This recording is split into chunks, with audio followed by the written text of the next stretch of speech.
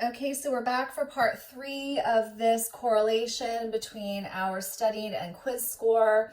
Again, we have all the data summarized over here. And in the last video, we calculated the variance of X, the variance of Y, and the covariance.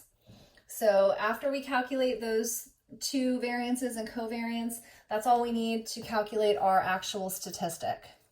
So I wrote over here the formula for R. It's kind of an ugly looking formula. But if you take your time and really do this step by step, it's pretty fail-proof. So the formula for R is the covariance of X and Y divided by the square root of the variance X times the variance Y.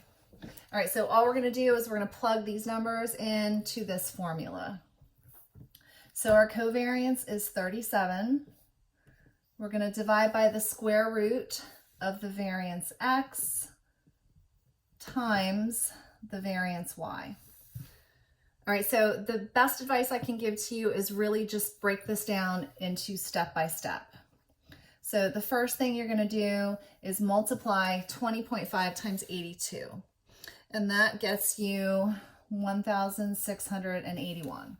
So now we have 37 divided by the square root of 1681. All right, so now take the square root of 1681, which just randomly worked out to be a whole number of 41.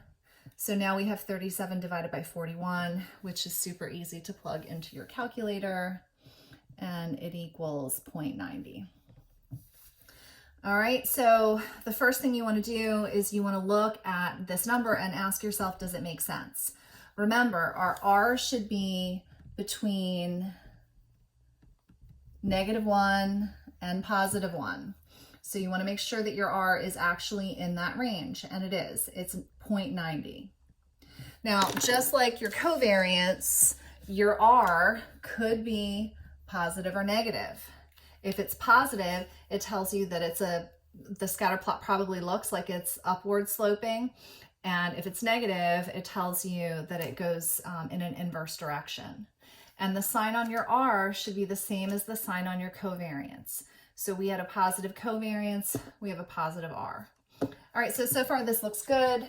In the next video, I was hoping I could do it here, but in the next video, I will show you how to evaluate this correlation.